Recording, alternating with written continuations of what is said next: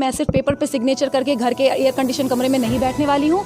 पुरुष प्रधान देश कहा जाता है ना, तो अभी भी पुरुष ही लड़ रहे हैं उनके नाम पे। महिला सीट तो नाम दे दिया गया है, लेकिन उनके नाम पे उनके पति या उनके चाचा या उनके पापा लड़ रहे हैं। अगर हम लोग साथ में बैठे 5 महिलाएं, लेकिन उनके पति उनके चाचा नहीं, अगर वो महिलाएं आके मुझसे यहाँ सामने बैठ के बात करना चाहती हैं, मैं बहुत खुश होंगी। तब मैं बेटियाँ पराई होती हैं, ये बहुत पुराना थॉट है। 2021 चल रहा है, बल तो हम सबको पता है कि गलत है, और गलत रास्ता चुन के कौन ही बहुत आगे जा पाया है रेस में।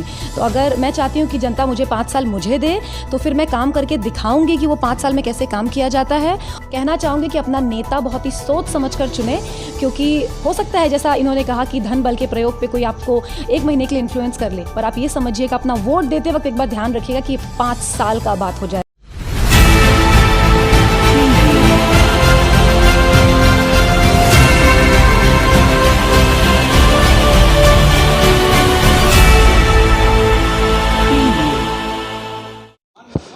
नमस्कार दोस्तों, आपका स्वागत है रियल व्यू न्यूज़ में। जैसा कि आप लोगों को पता है कि इस समय उत्तर प्रदेश में पंचायत चुनाव का आगाज़ हो चुका है। चारों चरण की डेट सामने आ चुकी हैं। नामांकन प्रक्रियाएं प्रथम चरण की शुरू हो चुकी हैं। उस बीच जो भी हमारे कैंडिडेट हैं, उनका अपने क्षेत्रों में प्रचार प्रसार का कार्यक्रम भी काफ़ी तेज़ है और एक दूसरे से प्रतिस्पर्धा भी बनी हुई है। इस कड़ी में देखा जाए तो जिस तरीके से प्रत्याशी हैं वो अपने विचार अपने मतदाताओं को अवगत करा रहे हैं, इन्हीं कड़ियों में अगर हम बात करें तो डोभी क्षेत्र के वार्ड संख्या 82 से आज हमारे बीच हैं प्रत्याशी साक्षी सिंह रघुवंशी। आइए उनसे बातचीत करते हैं। तो साक्षी जी, स्वागत है आपका रियल व्यू न्यूज़ में। बहुत बहुत धन्यवाद आपका इतने अच्छे इंट्रोडक्शन के लिए, और आपका भी स्वागत है वार्ड संख्या 82 में। साक्षी, थोड़ा सा आप अपने बारे में ब्रीफ करिए कि आप क्या करती हैं, किस क्षेत्र से आई हैं और आपका क्या विज़न है। अच्छा, मेरा नाम साक्षी सिंह रघुवंशी है और मैंने बीटेक किया हुआ है। उसके बाद एमबीए मैंने top 15 college symbiosis international university से किया हुआ है, और उसके बाद मेरा कैंपस प्लेसमेंट हुआ था। मैं वॉलमार्ट में as a data consultant internal and external communications पे पोस्टेड हूँ अभी। और पिछले 1.5 साल पे मैंने ऑफिस से सबैटिकल लिया, जो अनपेड लीव कहा जाता है, जिसमें मैंने यूपीएससी की प्रिपरेशन की यहाँ पे। और उस प्रिपरेशन में मेरा प्रीलिम्स में कुछ मार्क्स से रह गया, तो मेरा प्लान था कि मैं एक और अटैम्प्ट दूँ, लेकिन एक और अटैम्प्ट में लगभग 1.5 साल से समय चला जाता, लेकिन मैं सामाजिक कार्यों के लिए देर नहीं करना चाहती थी। और उस 1.5 साल में लॉकडाउन के दौरान मुझे गांव से रूबरू होने का बहुत मौका मिला। हालांकि मैं गांव की ही रहने वाली हूं, छुट्टियों में काफ़ी बार आई भी हूं यहाँ पे, लेकिन इतने लंबे समय तक परिवार और गांव में रहने का मौका पहली बार मिला। तब मैंने देखा कि जब मैं शहर में रही और गांव में, तो बेसिक चीज़ों की कितनी कमी है, यहाँ पर बहुत बड़ा गैप है। तो वो मेरा विज़न है कि बेसिक शिक्षा, बेसिक उपचार, सैनिटेशन जैसे है, शौचालय जो यहाँ बने हुए हैं लेकिन वो उपयोग में नहीं है, उसको लोगों ने स्टोर रूम बना दिया है। तो उन सब चीज़ों को लेके मैं चलना चाहती हूँ। बहुत कुछ सीखना बाकी है अभी, तो आई गो विद द फ्लो। आपने जैसे बताया कि आप क्षेत्र के विकास के लिए काम करना चाहती हैं, तो आपको लगता है कि सरकार के जो मौजूदा प्लान हैं अभी, तो क्या उनके हिसाब से जो भी यहाँ पे उनकी लोकल बॉडीज़ हैं गवर्नमेंट के अंडर में काम करने वाली, क्या उन्होंने उस अनुरूप से इनका विकास नहीं किया है? मैं ये तो नहीं कहूँगी कि उन्होंने विकास नहीं किया है, पर पिछले 1 हफ्ते के दौरान जब मैं गांव-गांव घूमी पर्सनली, क्योंकि मैं खुद प्रत्याशी थी, तो मैं नहीं चाहती थी कि मेरे पिताजी और मेरे भाई मेरे नाम पे दौड़ें, क्योंकि काम तो मुझे ही करना था। तो मैं इतनी सशक्त हूँ। तो जब मैं गांव-गांव घूमी, गली-गली घूमा, तो मैंने देखा कि शौचालय में गोहरी और टूटे टायर रखे हुए हैं, नालियाँ बह रही हैं। कहीं से कहा जाता है कि सबसे बीमारी पानी और मच्छरों से होते हैं, पर वो तो थोक के भाव में यहाँ दिख रहे थे मुझे। मैंने देखा कि अगर मैं 100 घर घूमी होंगी तो मुझे 2 घर में दिखा कि बच्चे पढ़ाई कर रहे थे। क्या बाकी 98 घर के बच्चों को पढ़ने का कोई वो नहीं है, या फिर या तो उन्हें ट्रेनिंग प्रॉपर्ली नहीं मिली हुई है कि पढ़ाई कैसे की जाती है। सबसे मैंने पूछा तो उन लोगों ने कहा छुट्टियां चल रही हैं। ये मुझे बहुत दुख हुआ, क्योंकि मैं तो उच्च पद पे कार्यरत थी, क्या ज़रूरत थी मुझे गांव में आके सब काम करने की। लेकिन मैंने सोचा कि मेरे गांव से अगर सिर्फ मैं निकलूं, या मैं मेरे गांव से 10 या 100 लोग को और निकालूं, तो वो मेरे लिए सौभाग्य की बात होगी। जैसा कि आपने कहा कि आप बहुत ही सशक्त हैं, सरकार का भी एक मूवमेंट है कि महिला सशक्तिकरण को आगे बढ़ाया जाए, तो क्या आप मानती हैं कि महिलाओं का राजनीति के क्षेत्र में आगे आना और गांव के स्तर पर ये ज़रूरी है और उनमें पुरुषों को उनको सहयोग करना चाहिए? गांव में सबसे ज़्यादा ज़रूरी इसलिए है क्योंकि गांव में 90 90% औरतें या तो खेतों में काम करती हैं या तो घर के अंदर चूल्हा चौका करती हैं। तो राजनीति के लेवल पे अगर मैं गांव या ग्राम पंचायत से या जिला पंचायत से शुरू करूं तो ज़रूरी है। और अब तक तो मैंने नहीं देखा था कि किसी महिला प्रत्याशी ने खुद जाके घर घर पे लड़ाई लड़ी या अपने दम पे लड़ाई लड़ने की वो कोशिश की।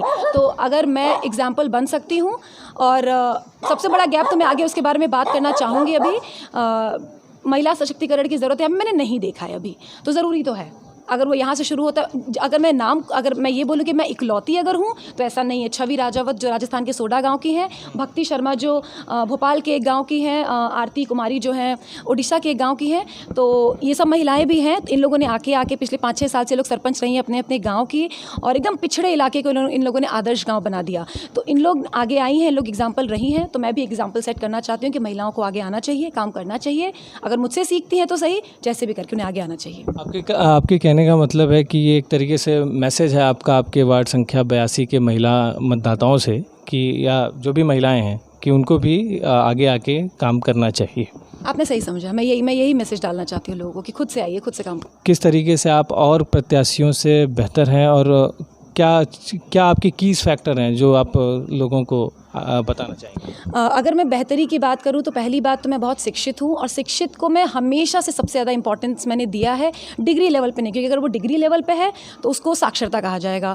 शिक्षित हूं मैं इसलिए क्योंकि पर्सनालिटी डेवलपमेंट, लोगों से जाके बात करना, वो मैंने यहाँ पे किसी को नहीं देखा। मैं डायरेक्टली किसी को अटैक नहीं कर रही हूँ, पर अब तक तो नहीं देखा। आगे अगर आने वाले समय में कोई है, या तो अभी या तो आने वाले कल में, तो मैं बहुत खुश होंगी कि मैं नहीं तो कोई और ही सही, अगर अच्छा विजन है उनका, तो मेरा विजन और मेरा ये जो आपने बोला कि जो गैप, तो हाँ मैंने वो देखा है यहाँ के लेडीज़ में कि किसी उनके जो पुरुष प्रधान देश कहा जाता है ना, तो अभी भी पुरुष ही लड़ रहे हैं उनके नाम पे। महिला सीट तो नाम दे दिया गया है, लेकिन उनके नाम पे उनके पति या उनके चाचा या उनके पापा लड़ रहे हैं। मेरे पिताजी और मेरे भाई लोगों ने मुझे मार्गदर्शन दिया, क्योंकि मैं इस गांव को कभी जानती नहीं थी, तो उन लोग मुझे जगह जगह घुमा रहे हैं। लेकिन फेस तो मैं ही हूँ, और मैं रबर स्टैंप नहीं बनूंगी, मैं काम तो खुद ही करूँगी। तो आपको ये नहीं लगता कि जो औरतें अभी चुनाव लड़ रही हैं, जिनके पीछे उनके पति का फेस है और वो बैक से चुनाव लड़ रही हैं, तो कहीं ना कहीं आप भी उसी तरीके से, बस थोड़ा सा रिश्ता चेंज है आपका? नहीं, मैं बिल्कुल भी बाप और भाई के उस पर नहीं लड़ रही हूँ, मैं खुद लड़ रही हूँ। बस वो मुझे बता रहे हैं कि कौन सा गाँव कहाँ पर है, ताकि मैं रास्ता ना भटक जाऊँ। मैं हर गाँव में जाके चली, अगर वो मुझे मार्गदर्शन नहीं देंगे तो शायद मैं 4 घर भूल जाऊँ, जो मेरे लिए बहुत इंपॉर्टेंट है। मैं घर जाती हूँ तो लोग ये बोलते हैं कि आने की ज़रूरत नहीं थी, आदमी लोग तो आ ही रहे हैं। मुझे उन लोगों से ये कहना पड़ रहा है, क्योंकि उनको इसकी आदत ही नहीं है। मुझे उनसे ये कहना पड़ रहा है कि जब काम मुझे करना है तो मुझे भी आपको देखना, आपको मुझे देखना बहुत ज़रूरी है। मैं गांव नहीं घूमूंगी तो, जो मैंने आपसे बात करी नाली में और मच्छरों की, अगर मैं नहीं जाती, अगर मेरे पिताजी या मेरे भाई जाते, तो मुझे कैसे पता चलता कि मुझे रियल लाइफ में ग्राउंड रूट लेवल पर क्या काम करना है। अच्छा, आपके कहने का मतलब है कि वो सिर्फ आपका एक ज्योग्राफिकल आपकी मदद कर रहे हैं, कैसे जाना है, क्या करना है, बस उतने तक ही सीमित है। बाकी आप ही फेस हैं और आप ही उस तरीके से चुनाव। हमेशा से फेस रहूंगी। मैं सिर्फ पेपर पे सिग्नेचर करके घर के एयर कंडीशन कमरे में नहीं बैठने वाली हूँ। अगर ये मेरा इरादा होता तो मैं बेंगलोर में बहुत कंफर्टेबल जॉब पे थी, सब कुछ बहुत अच्छा था। यहाँ आई हूँ तो इस उद्देश्य से आई हूँ कि मुझे घर घर जाना, और सिर्फ मैं वोट मांगने के लिए घर घर नहीं जा रही हूँ। मैं आने वाले समय में जब मेरा काम, अगर मैं जीत गई तो मैं लोगों के घर तब भी जाऊँगी, ये देखने कि जो मेरा काम है क्या वो सही तरीके से ट्रैक पे है कि नहीं। क्योंकि मैं अपने कंपनी में खुद एक लीडरशिप पोजीशन पे थी, तो हम लोग का एक ट्रैक रिकॉर्ड हर वीक पे बनता था। तो मैं खुद यहाँ हर मंथ या हर वीक जैसा भी ज़रूरत होगा मैं जाऊँगी, देखूंगी कैसा काम चल रहा है। अब तो मैंने रास्ते देख लिए हैं, अब तो मैं जाऊँगी, क्योंकि गाँव की पगडंडिया में कभी चली नहीं थी, लेकिन अब चल के देखा है कि अब तो जाना पड़ेगा, देखना पड़ेगा। आपको कैसे लगता है कि जो और प्रत्याशी हैं वो जो हवाई वादे कर रहे हैं, स्टंटबाजी चल रही है, तो उस चीज़ को आप कैसे टैकल करेंगी, और आपको क्या लगता है कि आप उस चक्रव्यूह को तोड़ सकती हैं? देखिए, मैं ये तो नहीं कहूँगी कि कौन हवाई बात कर रहा, हो सकता है कि सामने वाला मुझे भी कह सकता है कि मैं हवाई बातें कर रही हूँ। लोग ये भी कह सकते हैं कि शहर की लड़की कितना ही दिन टिकेगी यहाँ पर। तो मैं इस लड़ाई में उतरी हूँ अपने दम पे। मैं 5 लोग या 6 लोग जो मेरे साथ जो कॉम्पिटिटर्स हैं, जो मेरे समकक्ष हैं, मैंने ये नहीं चाहूँगी कि मैं उनके ऊपर कोई अटैक करूँ कि आप हवाई बातें कर रहे हो, या बाहुबल हो, या पैसे के बल पे लड़ रहे हो। मेरा काम मेरे उद्देश्य से लड़ना है। रही बात चक्रव्यूह को तोड़ने की, तो अभिमन्यु बनने में तो अभी बहुत समय है। लड़ाई करूँगी, आगे बढ़ूँगी, देखूँगी कैसा काम है, और हर दिन के चैलेंजेस को आप फेस करते हो। जैसे ये भी एक मेरे लिए चैलेंज था, मैं कभी सुबह से लेकर रात तक गांव में नहीं घूमी, वो भी एक चैलेंज था मेरे लिए। आने वाले समय में अगर जो चैलेंजेस आएंगे मैं उसको फेस करूँगी। चक्रव्यूह तोड़ना या झांसी की रानी बनना मेरा भी कोई इरादा नहीं है। जैसा कि देखा जाए आप काफ़ी हाजिर जवाब हैं और अच्छी तरीके से अपने राजनीतिक जो समझ है आप उसको व्यूज़ दे रही हैं, तो आपको लगता है कि अन्य जो महिला प्रत्याशी हैं, क्या आपको एक मुकाबला, आपका कड़ा मुकाबला उनके साथ हो सकता है? अगर वो मुझसे मुकाबला करें, अगर हम लोग साथ में बैठे 5 महिलाएं, लेकिन उनके पति उनके चाचा नहीं, अगर वो महिलाएं आके मुझसे यहाँ सामने बैठ के बात करना चाहती हैं, मैं बहुत खुश होंगी। तब मैं हार जीत नहीं देखूंगी।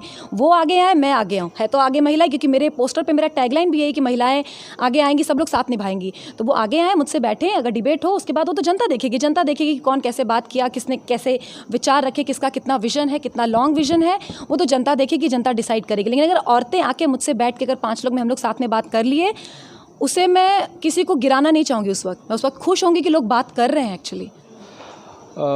मैम, जैसे कि क्षेत्र में कभी कभी ये होता है कि कुछ पैराशूट्स कैंडिडेट भी आते हैं जो कि पिछले समय से क्षेत्र में नहीं होते, लेकिन अचानक से वो सामने आते हैं और फिर वो मतदाताओं को, अपने क्षेत्र के सबको प्रभावित करते हैं और चुनाव जीतने की कोशिश करते हैं। तो क्या आप ये मानती हैं, और उनका इसके पीछे जो सहयोग होता है वो धनबल का होता है, आपराधिक पृष्ठभूमि का होता है, तो क्या आपको लगता है कि इन सब चीज़ों को आप टैकल कर पाएंगी, या इनसे कैसे आप अपने आप को अलग करके और इन चीज़ों से बाहर निकल पाएंगी?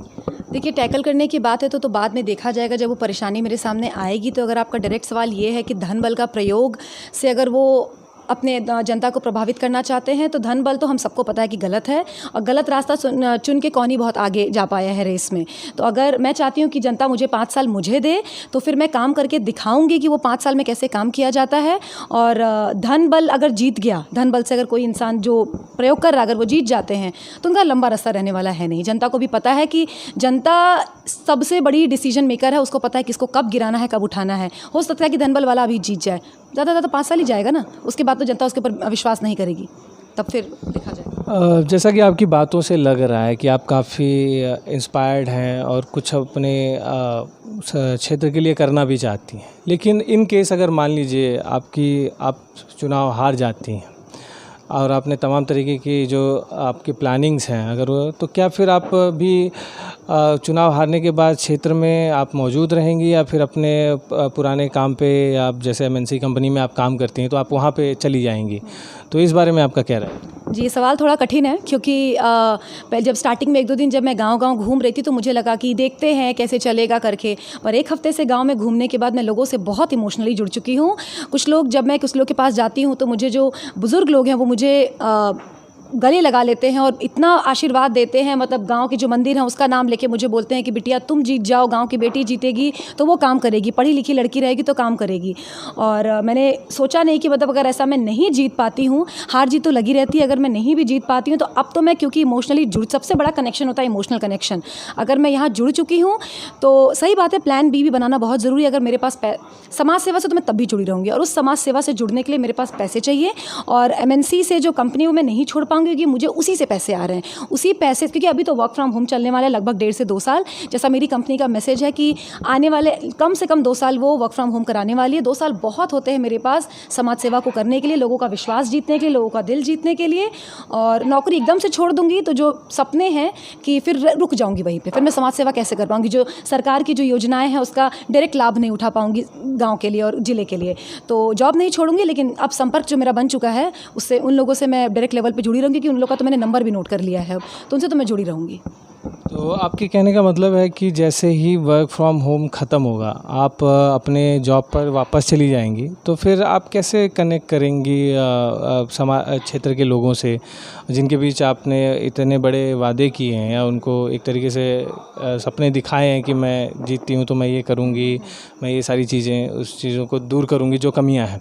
तो उन चीज़ों को आप कैसे फिर मैनेज करेंगी? आप जॉब भी करती रहेंगी और क्षेत्र के लोगों के जो समस्याएँ हैं उनको भी कैसे आप हैंडल करेंगे? हमेशा से जब मैं बाहर जॉब करती थी तो भी मैं लगभग 1.5 महीने 2 महीने की छुट्टियों पे यहाँ पे 1 हफ्ते 10 दिन त्यौहार या संडे के हिसाब से मैं आती थी। पहले मैं घर पे सिर्फ आती थी, लेकिन अभी मेरा पूरा वार्ड संख्या 82 मेरा परिवार है। मैं सबसे मिलूंगी उन छुट्टियों में आकर, उनसे उनकी परेशानियों को फिर भी समझूंगी कि काम किस किस लेवल पे हो रहा है, और जहाँ तक हो सका मैं धनराशि से उनका हेल्प करने की कोशिश करूँगी, छोटे या बड़े लेवल पे।